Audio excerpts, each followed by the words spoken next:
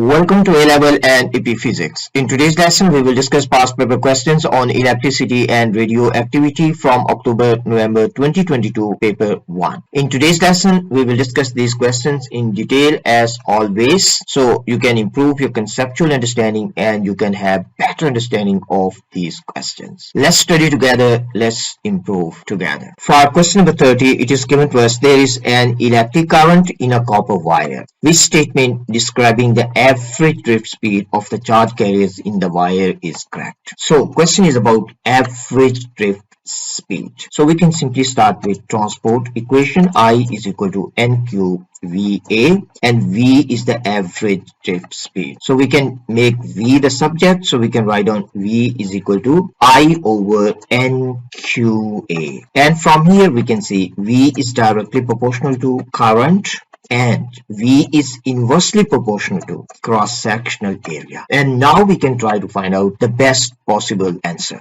If you look at option A, it is given to us average drift speed is close to speed of light. This speed is very, very high. Actually, average drift speed, it can be around 1 meter per second, even smaller than that.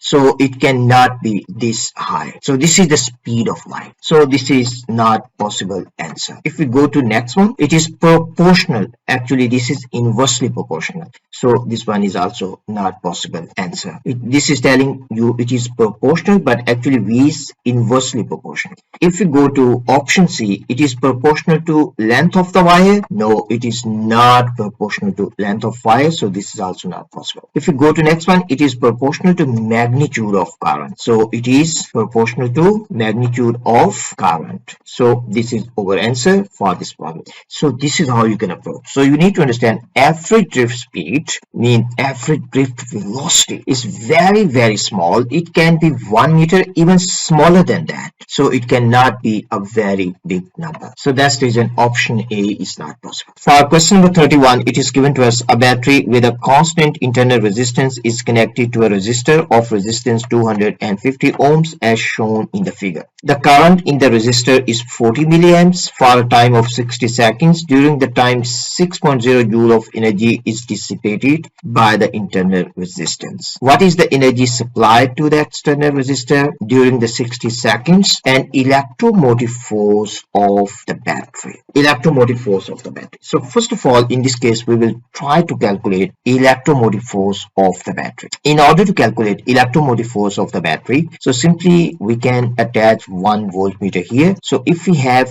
reading on this voltmeter, and also if we have potential drop across this internal resistance, then we can calculate EMF of the power supply. So EMF simply will be equal to V1 plus V2. So first of all, we need to calculate V1 and V2. In order to calculate V2, so simply we can write down here V2 will be equal to current passing through this resistor times this resistance. Current passing through this one is 40 milliamps. So we can say this is 40 times 10 to minus 3 times resistance of this resistor. That is 250. So if we solve this one, our answer will be equal to 10 volts. So this is value of V1. So this is V1. So this one is V1 because we are talking about potential drop across this resistor. So this one is V1. Now we need to calculate V2. In order to calculate V2, we have current, we have time, and we have energy. So simply in this case, we can write down E will be equal to VI times T. We need to calculate in this case V means the value of potential drop across this resistor. So simply we can say in this case V2 will be equal to E divided by I times T. So the value of energy is given to us, that is equal to 6 joules. So simply you can plug here, this is 6 joules, and current passing through this one is given, that is 40 milliamps. So this is 40 milliamps, and time is given to us, that is 60. So if we solve this one, we can find out value of V2, and V2 in this case will be equal to 2.5 volts. So this one will be equal to 2.5 volts. So this is value of V2. So simply we can plug in values here now. We have 10 plus 2.5. So the final answer will be equal to 12.5 volts. So this is value of EMF of this power supply. Now we need to calculate energy supply to external resistor. Actually, if you look at these given options, we have only EMF equal to 12.5, only this value. So it means that answer is D. So answer is D. So let's try to find out energy supply to external resistor. So we can calculate value of E. So I will say this is capital R, means this resistor is capital R. So energy in this case will be equal to I square times R times T. You can also use VIT, otherwise you can use this one, it is the same. So we have value of current here, that is 40 times 10 to minus 3 square, and the resistance of this resistor is 250 and time is 60 seconds. So if we solve this one, our answer will be equal to 24 joules. So the answer for this problem is D. So this is how you can figure out step by step. Here you can also use formula VIT. You can also use this one. You can use VIT.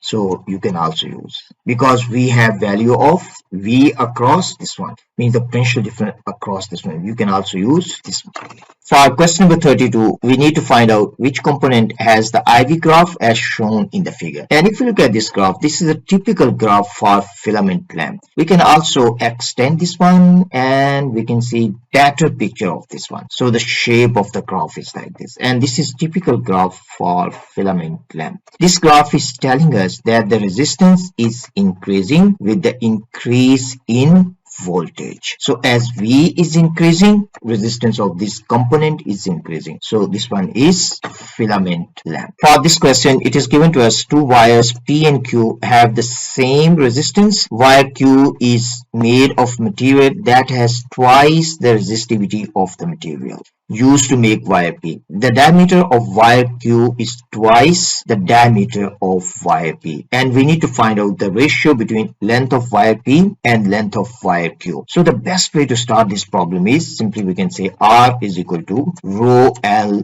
by A. And in this case, it is given to us they have the same resistance. So we can write down in this case rho P times LP over AP. This one has to be equal to rho Q times LQ divided by AQ. So because they have the same resistance, it means these two are equal. Now in this case, it is given to us that resistivity of Q is twice the resistivity of P, and it is also given to us that diameter of Q is also twice the diameter of P.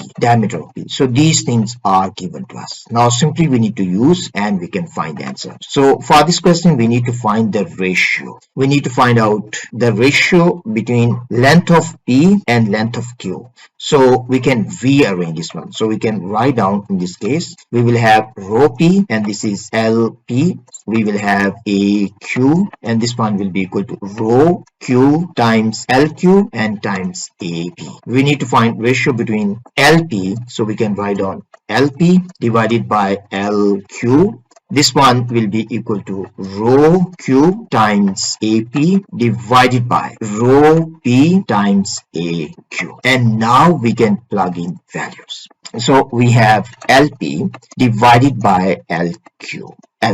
Rho Q is equal to 2 times of rho P. So we can replace with rho P, and we have cross-sectional area of P. And cross-sectional area, simply we can write down this is pi by 4 diameter of P. So we can say this is dP square divided by, we have pi by 4 dQ. dQ is equal to 2 times of dP. So we can say this is 2 dP square.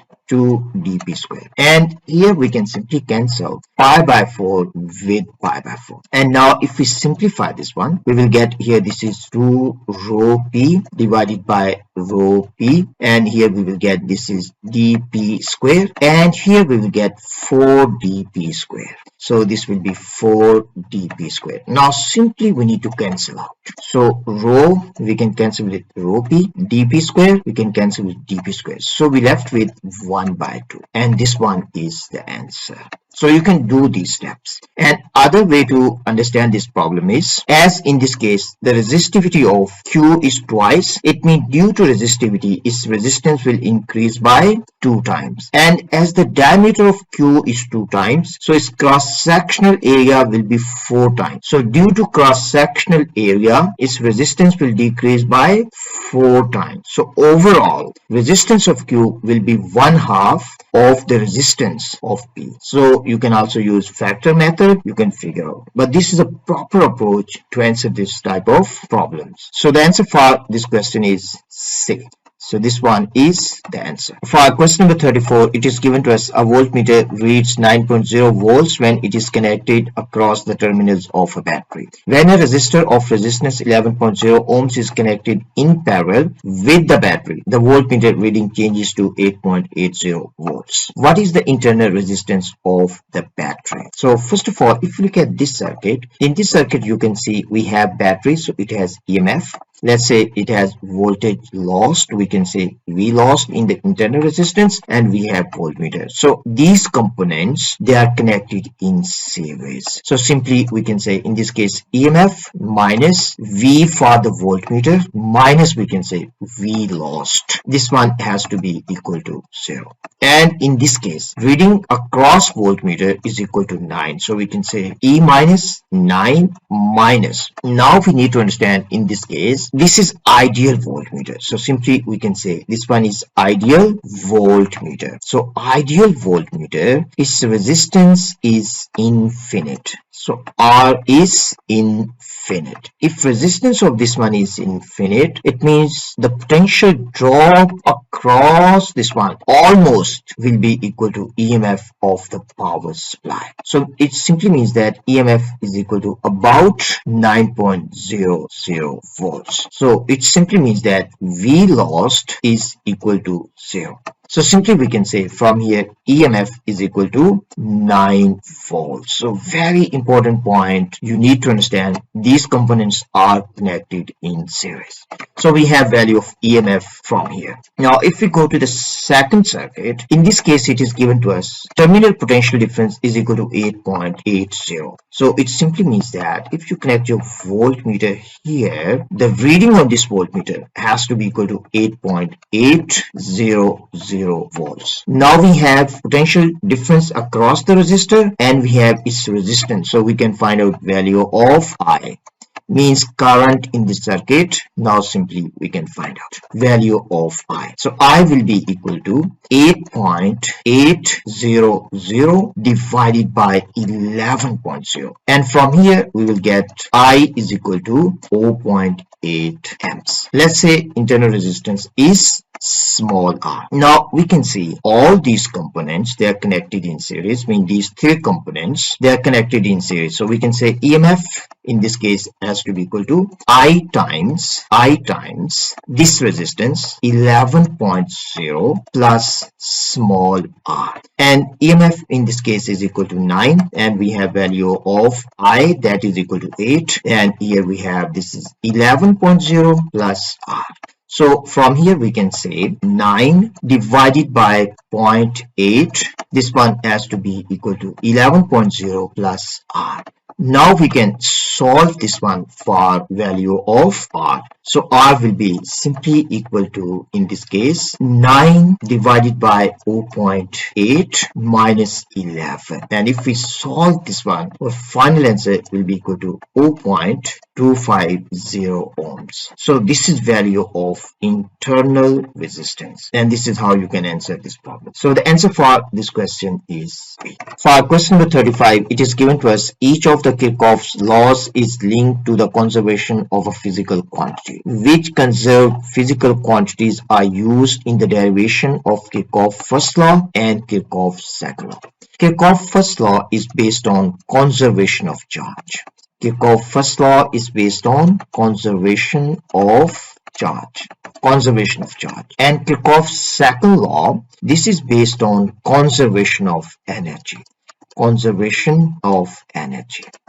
conservation of energy. So if we look at given options now, Kirchhoff's first law is based on conservation of charge, so this one is right. Second law is based on conservation of energy. So the answer for this question is C. For question number 36, it is given to us 3 batteries and 3 identical resistors are connected in a circuit PQR as shown in the figure. Batteries have negligible internal resistance, and what is the potential difference between the points P and Q? What is potential difference between these 2 points? So first of all, this circuit look little bit complex circuit. So we can redraw this circuit. So if we redraw this circuit, we can start from this point. So we have R here. Then we have one battery that is connected in series. So this is one battery. You can simply redraw this battery. And EMF of this battery is given. And after this battery, one resistor is connected. And let's say resistance of this resistor is capital R. And EMF of this battery is 8.4 volts. And after this one, here is a point P. We can mark this as point P. And after point P, we have one battery. So this is the battery. So here we have positive terminal, negative terminal. And EMF of this battery is given, that is equal to 9.6 volts. After this battery, we have a resistor. This resistor is also capital R because resistors are identical. And after this one is a point Q. So we can mark this as point Q. After point Q, we have a resistor, and resistance of this resistor is also capital R. And then we have a battery. We have positive terminal, then we have negative terminal. Then there are many cells connected together. We have positive terminal and negative terminal. EMF of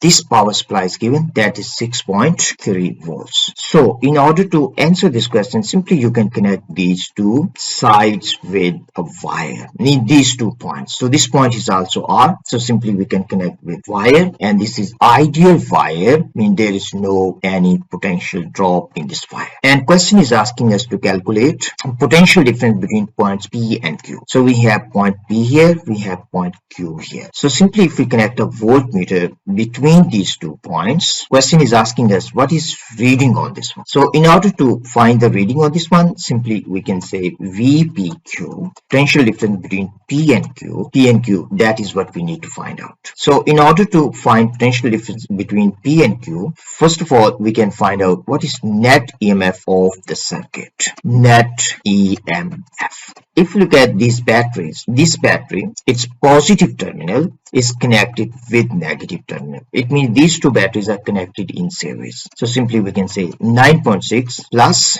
6.3. But if you look at this battery, it has positive terminal that is connected with positive terminal of this battery. It means this battery is connected in reverse order. So we have to subtract this one. So we will write down here 8.4. Now if we solve this, we will get 7.5 volts. So this is net EMF of the circuit. Now we can also calculate net current in the circuit. That will be equal to net EMF of this circuit divided by total resistance of the circuit. That is equal to 3R because we have 3 identical resistors connected in series. So simply we can divide this one by 3R. And net EMF is equal to 7.5 divided by 3R. Or simply we can say this is equal to 2.5 divided by capital R. Now we need to find out potential difference between point P and Q. So first thing we need to understand what is direction of current flow. So these 2 batteries are connected in series, and this is the positive terminal. It means current in this case will flow this way. So this is direction of current.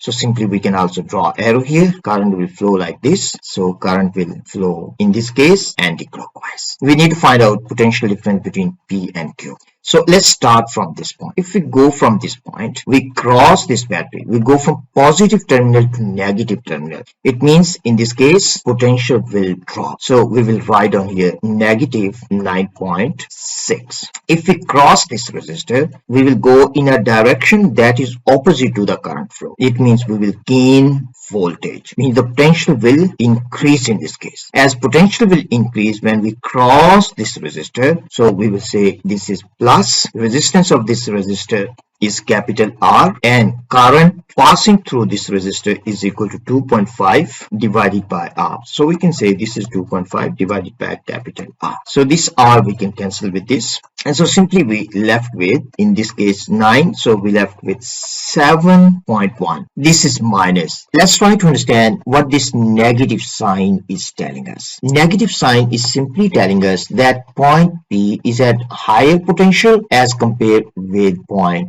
Q. So if you go from P to Q, potential is decreasing. If you go from Q to P, potential is increasing. So this is what negative sign is telling us. That question is asking us to find the potential difference. So the potential difference between point P and Q is equal to 7.1. So the answer for this question is C. So this is how you can approach this type of problems. For question number 37, it is given to us a cell of electromotive force 2 volts and negligible internal resistance is connected to a uniform resistance wire of resistance 10 ohms and length 1.0 meter. Z is a connection that can be made at any position along the resistance wire. A galvanometer is connected between point P and point Q. Means galvanometer is connected here. A typical potentiometer question. A new source of electromotive force of 8 millivolts is connected between points P and Q. The EMF of new source is determined by changing the position of Z until the reading on galvanometer is 0. Which change to the circuit can give us a much more precise value for the EMF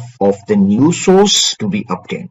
So the first thing we need to understand, quite long question, much more precise reading. In order to get much more precise reading along this wire, we need the change in potential per unit length as small as possible. It simply means that we want reading on voltmeter between these 2 points very close to 8 millivolts. Just assume that we want 8 millivolts. This is extreme case, 8 millivolts. Or you can also assume 9 millivolts, 8 millivolts. So it simply means that 8 millivolts divided by 100 centimeters. So the change in this case will be 0.08 millivolt per centimeter. So it means if you move slider on this one by 1 centimeter, the change in potential that will be equal to 0.08 millivolts. So in this case, we will get the most precise reading for the cell, mean for this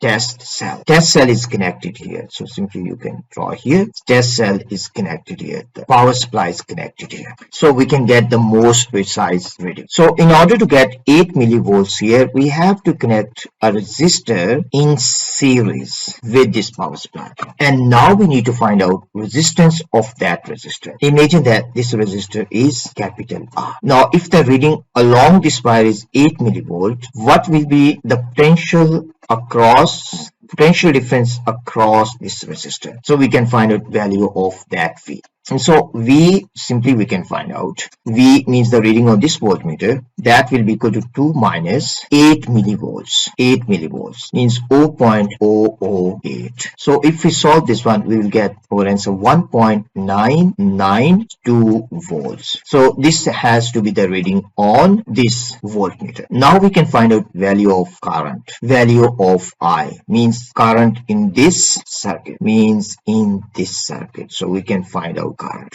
in this circuit. So in this circuit we have this resistor. Resistance of this resistor is given to us, that is 10. So we can find value of current. So we have potential difference across this wire, that is 8 millivolts, and this is divided by 10. And so in this case our final answer will be 0.0008 amps. So this is value of current. Now we need to find out value of this resistance. So in order to find value of this resistance, we have potential difference across that one, that is equal to 1.992 divided by current 0.0008. If we solve this one, our answer will be equal to 2490 ohms. So if we connect this resistance in series with the resistor, we can get 8 millivolts here, and this will give us 0.08 millivolt per centimeter. If we move slider by 1 centimeter, this will give us change in potential by this. So in this case, we can get the most precise value for the EMF of of this cell. Now let's look at given options. So first one, add a resistor of resistance 0.1. This will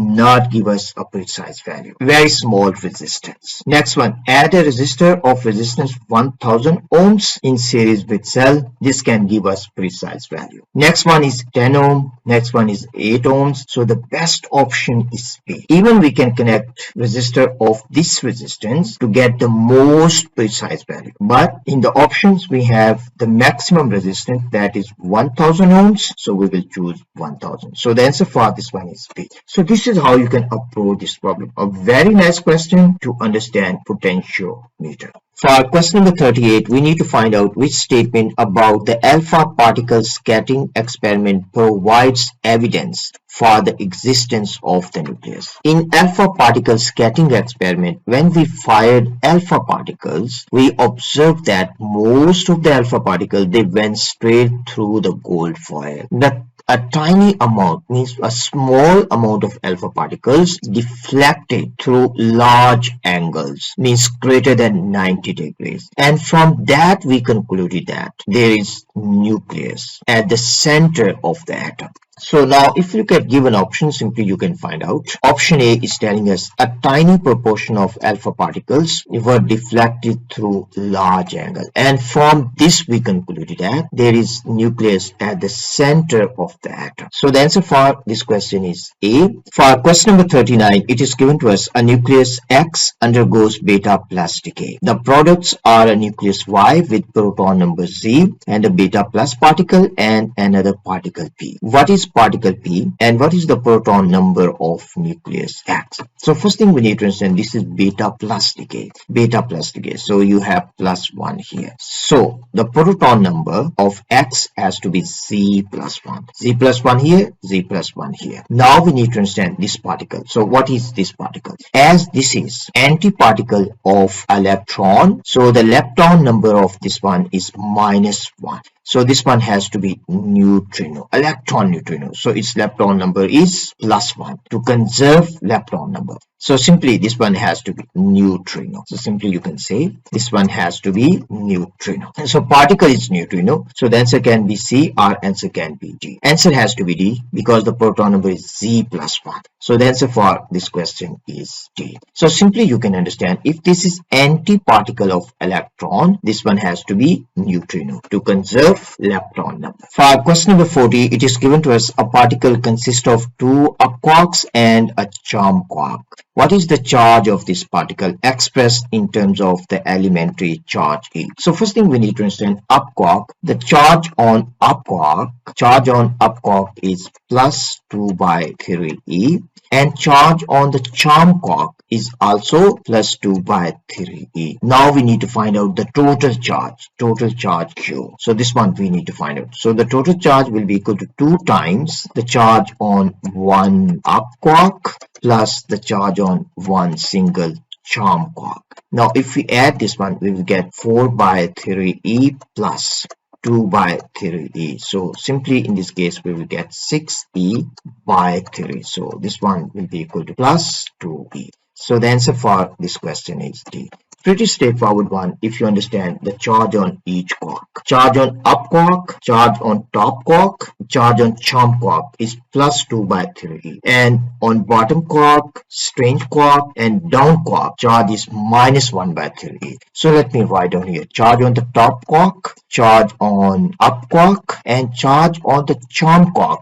They have the same charge, 2 by 3e. And charge on the bottom quark, charge on down quark, and charge on the strange quark. So better we can use small p here for the bottom quark. So the charge on the bottom quark. All of them, they have charge -1/3e. So then you can just plug in and you can add and you can find the answer. And that's all for this video and also for this paper. I hope this paper is clear to you. If you have any questions about this one, please leave your questions in comments and I will answer as soon as possible.